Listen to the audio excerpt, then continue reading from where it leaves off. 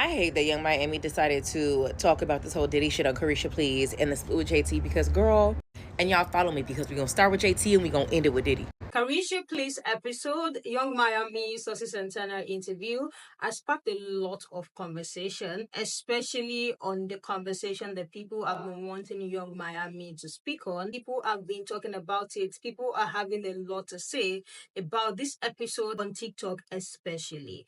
On that episode, she addressed and touched on so many things that people have been wanting her to speak on, especially the situation with Diddy. You guys remember when all of that were out? All of the Diddy's escapades were out. There were so many people tagging her and saying she should say something. And she actually did touch on it on that episode. And what she has to say, so many people not feeling what she has to say about the Diddy situation. She said the Diddy that these people all experience is different from the experience she had with Diddy. So that is not the Diddy that she knows. That is not the Diddy that she's used to. So she cannot bring herself to understand what these other people experience with Diddy. And this is not going well with a lot of people.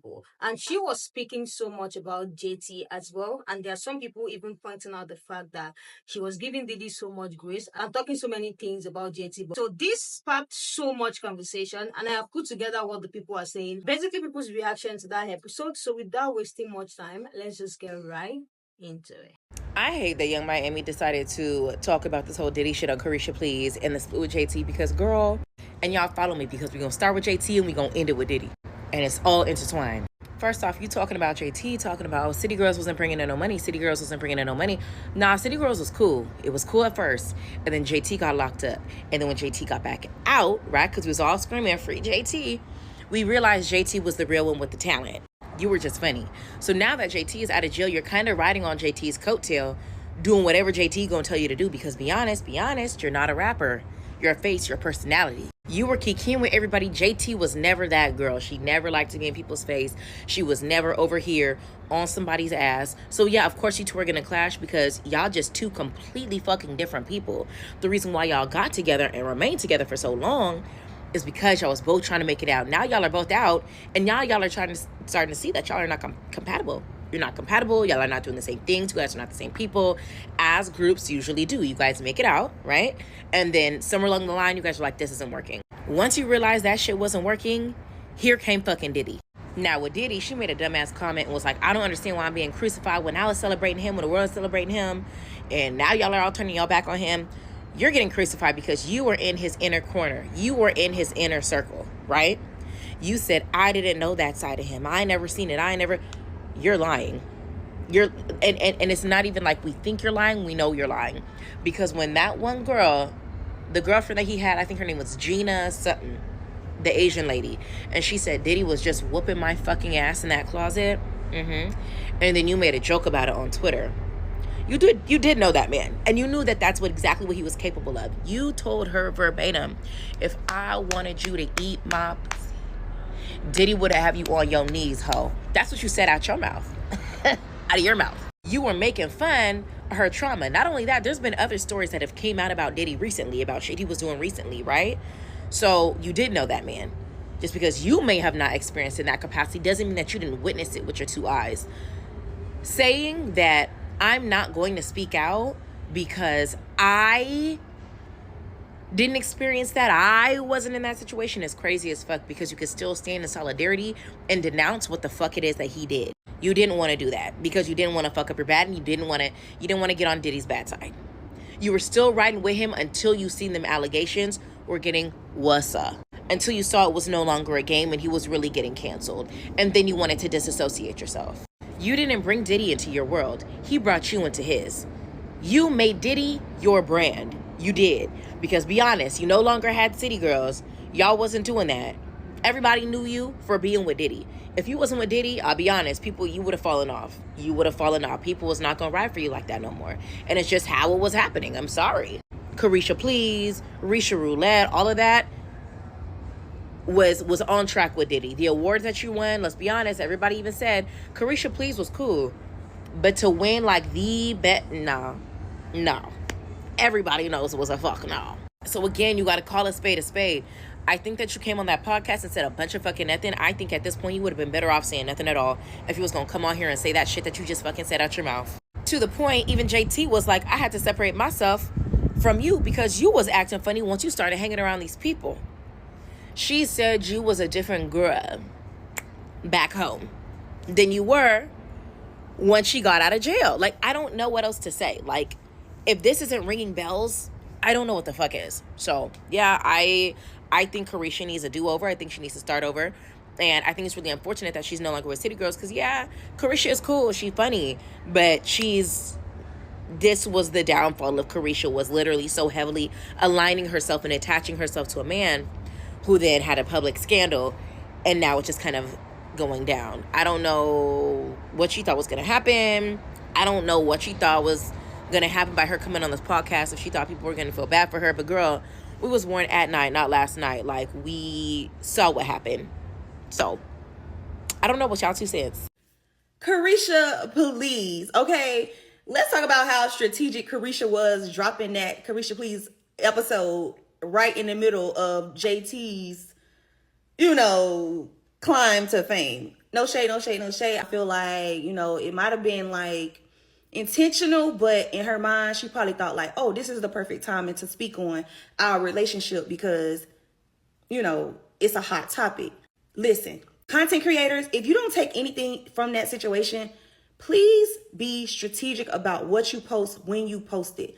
Because that Caresha Please episode is probably going to be what she needs to get back in the forefront of her fans and people who may not really be feeling her right now and they're on the JT bandwagon. I'm a JT stan, but I'm not biased. Like, I feel like they do make a great group independently. Not so much. Since don't nobody want to say it, I will.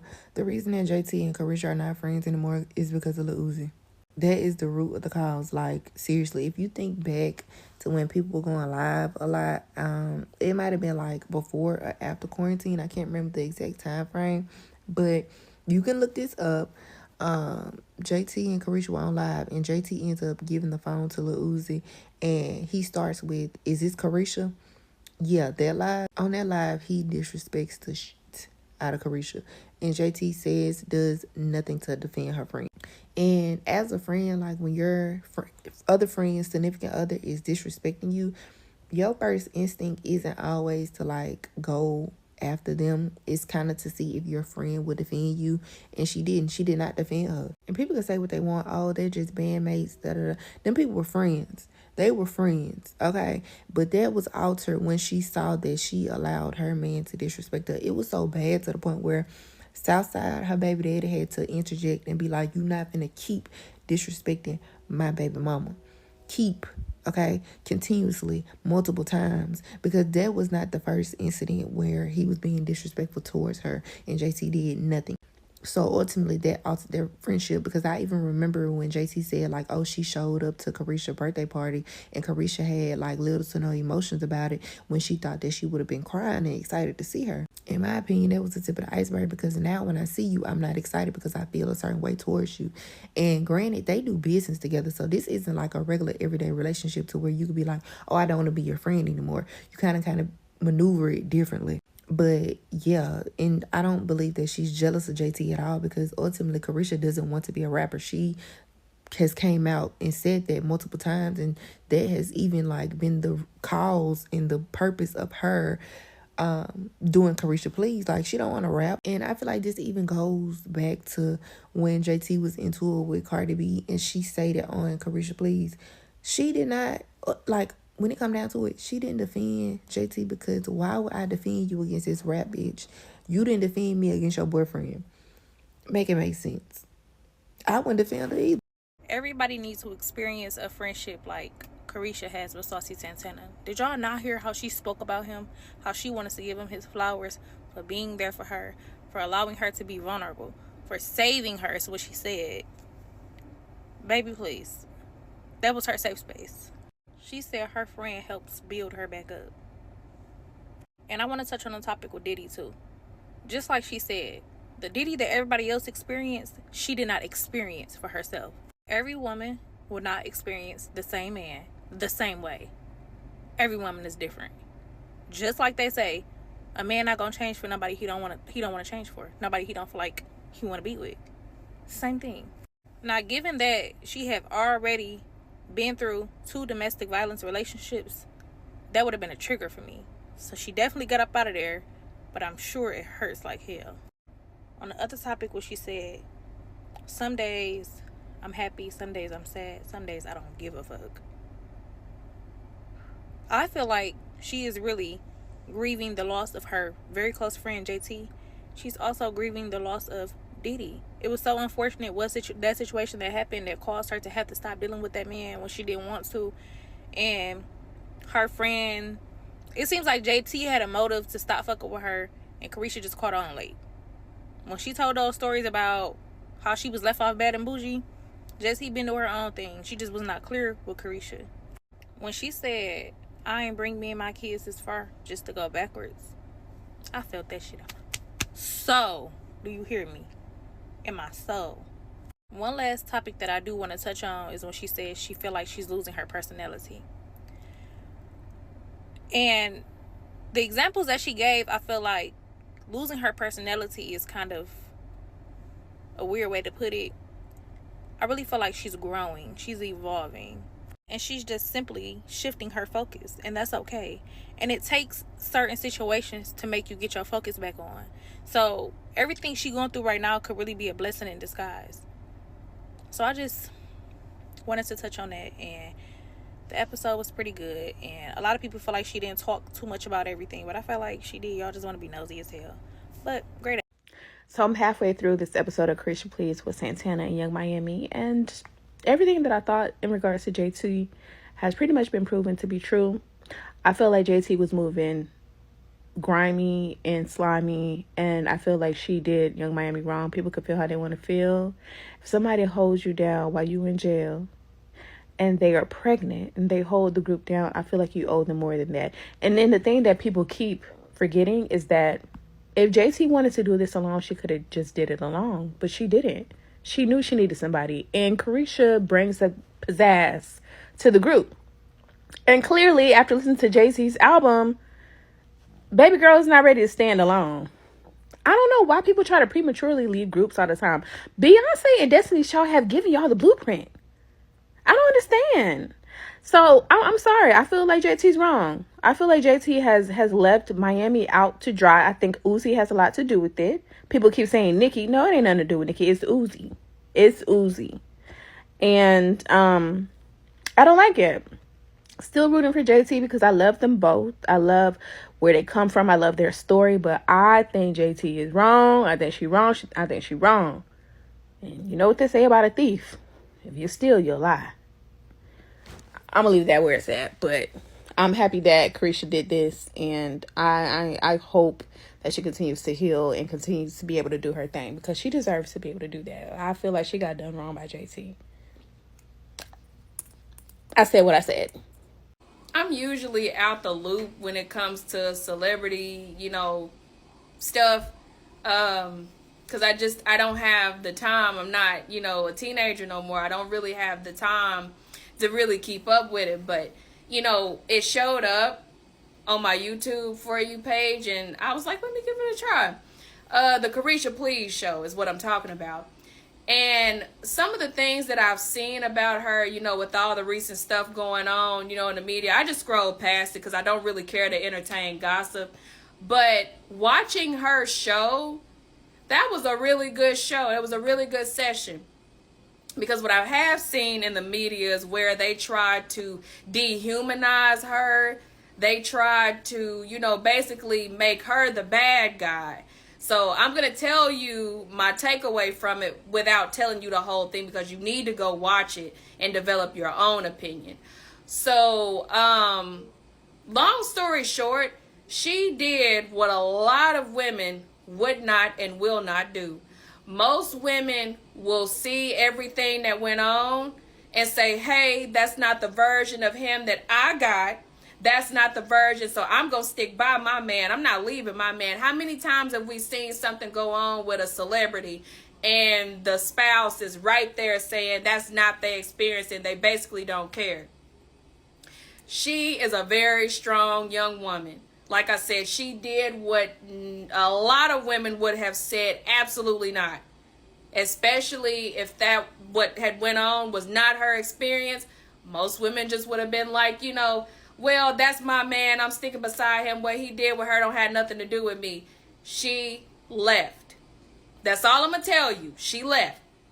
She spoke on the fallout with her friend without throwing her friend under the bus, without slandering her. She spoke on a lot of things that she's been quiet about.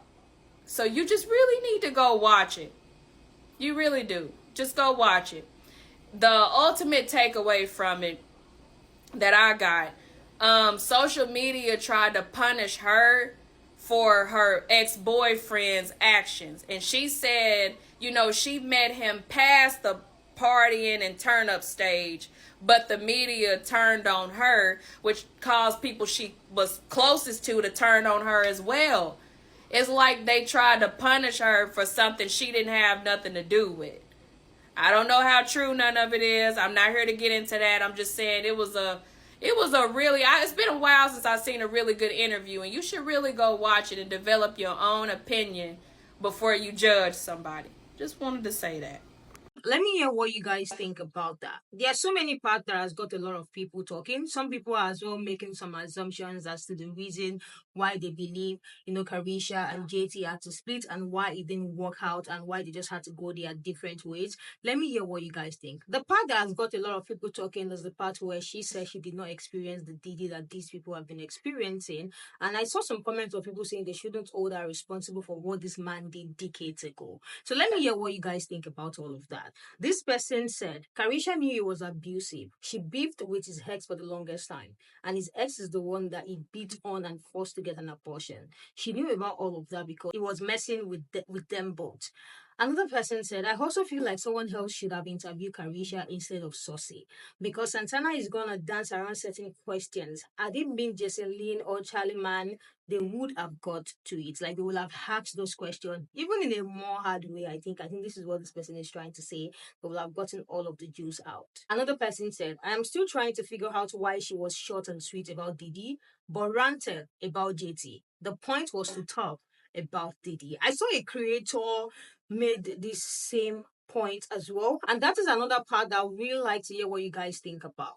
She said so much about JT, but said a little when it comes to Didi. This creator was talking about how, interview or that last episode is a confirmation that there are some certain group of women who are going to give the men or their romantic partners more grace that they will give their friends, their family, and other people close to them. Like, I would like to hear what you guys think. And I know this is what this person as well is touching on. Another person said, it gives that they are very much still together, just not publicly. How she spoke so highly of him in light of all of this was distasteful to all of his victims. This comment clearly show you all are in set up on loyalty. Regardless of who is actually talented, Miami held it down and carried that group while she was at her lowest, and it was not reciprocated. This person said, I don't dislike Carisha, and I think she's funny, but let's not act like in 2022, 2023, she wasn't doing a lot of shit without JT. And going to Met Gala and award with Puff, even said JT wasn't doing enough.